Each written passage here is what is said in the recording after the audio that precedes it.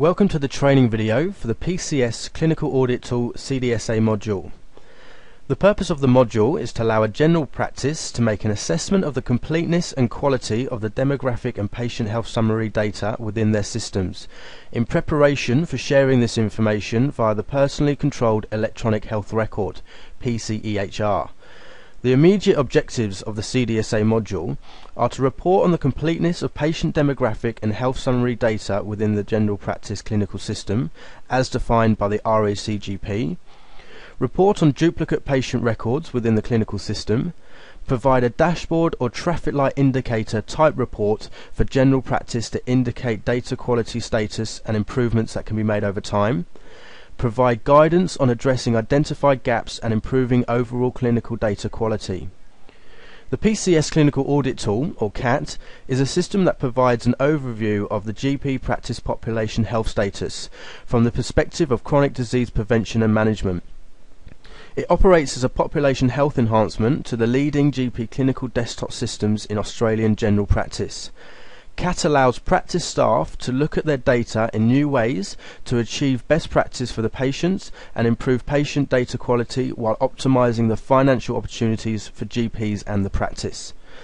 So to log into the Clinical Audit Tool, we use the username of CDSA and the password of CDSA1234 and click OK. So once we've logged on to the Clinical Audit Tool, we have two options. We can click on View Extracts to load any previous extracts that we've created, or we can click on Collect to do a fresh extract. I'm going to click on the de-identified data for the purposes of training, so we just click on the extract we want to load and we just wait for that extract to load up. So once the extract is loaded, we can click on Hide Extracts, and that maximizes the window that we're going to be working with. So the first tab is the Data Quality Dashboard. The information is taken from the Data Completeness Report and the Duplicate Patient Report, so essentially giving us an overall status of data quality. A simple traffic light colour system allows us to quickly assess the completeness of data quality. So between 0 and 60% data completeness will display as red, over 60% to 85% completeness will display as orange, and over 85 to 100% will display green. The Data Quality Dashboard provides us links to the relevant RACGP fact sheets, which provide information on addressing identified gaps and improving overall clinical data quality. So the next tab is the Data Completeness Report. The Completeness Report provides us a percentage of completeness for each data indicator. So for example, we have the allergy status recorded. This shows us that we have 4,494 active patients with an allergy status recorded out of a possible 4,669 active patients, giving us 96.25% data completeness. The eligible population equals active patients except where the denominator is specified in the measure. So for example, the allergy recorded reaction completed, the denominator equals number of allergies for eligible population. So the eligible population is the 1,612 patients, active patients, that have a known allergy recorded, and out of those 1,612 patients we have 709 who have a reaction completed. So that's giving us a data completeness of 43.98%. If we look at the allergy status recorded, we can see that it's just looking at active patients. So some of the data indicators may have not available, just like we have with the allergy status recorded coded format. This is because in the GP clinical software we're not picking up the information because it's not in a coded field, so we can't convert that into data for the clinical audit tool. So depending on the GP clinical software you use will dictate what indicators are available. So the next tab is the Data Completeness Patient Graph. The Data Completeness Patient Graph provides a graphical view of the data indicators by patient and allow the re-identification of patients where data is missing. So for each indicator, the report displays a patient in one of the four categories. So green is recorded, orange is partially recorded, red is not recorded, and grey is not available.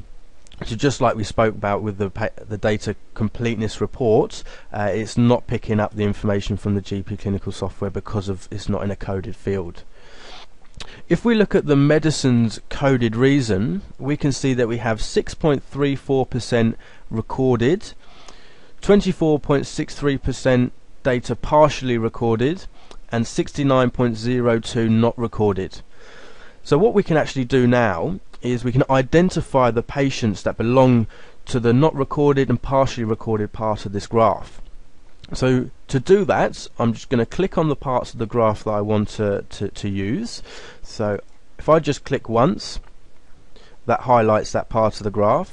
I can do multiple parts, but I'm just going to use these two for the purpose of this demo. So again, just clicking on that part of the graph. Now once I've done that, all I need to do is click the report button, and this will populate a list of patients that belong to these two parts of the graph. So now we've populated the list of patients that we need to view. We can see that we have 3,395 patients. We have a few options at this point. I can either print off this list if I liked, or I could save it as an Excel or a PDF file. Alternatively, I can actually create a prompt against all these patients that would display in the primary care sidebar. So as you can see at the bottom, we have prompt at consult. Now if I click on go, that's going to create a prompt for all of the patients that we have, the 3,395. If I wanted to, I could refine the selection. I could just pick a couple of people, or I could take out a couple of people, but I'm just going to create a prompt against all these people here. So we click OK. Click on go to create the prompt. Now what we need to do is just write what that prompt is going to display. So I'm going to put record reason for medication. Okay, so or medications maybe. Going to display a prompt at next consult. I could do it for 3 or 6 months, but we're just going to have it so the next time I bring a patient up. Click on OK, and that's going to create a prompt against all those patients. So now we've created a prompt against all the patients that we've identified to be in these two parts of the graph. Click on OK, and then click on OK. So what I'll demonstrate now is actually that prompt being displayed. So I'm going to be using Medical Director, the sample database, and also the primary care sidebar. So what I'll do is I'll bring up a patient. And what will happen is once that patient's loaded in Medical Director, the patient gets loaded in the primary care sidebar, and as we can see here, I've got record reason for medication. So we can obviously create as many prompts as we like using that patient graph, and then those prompts will display in the primary care sidebar when they've been brought up in the clinical software. So the last tab we have is a duplicate patient report. So within the duplicate patient reports, we have 2 reports. Each report looks at different information to populate its results. So the first report that we have here looks at demographic matches such as surname, first name, date of birth and gender. So the second report looks at Medicare number, HCC number and also DVA number. So any duplicates found will be populated in these 2 lists. So that brings us to the end of the CDSA module training video. For those of you that don't have access to CAT already and want to be using the CDSA module, all you'll need to do is go to a website www.pencs.com.au, so Penn Computer Systems website. We can click on Products, click on Clinical Audit Tool and Getting Started. All you need to do is click on Get CDSA Demo, pop your details in there and hit Submit. You'll then be emailed a download link and your login credentials to log into the Clinical Audit Tool. Okay, thank you very much.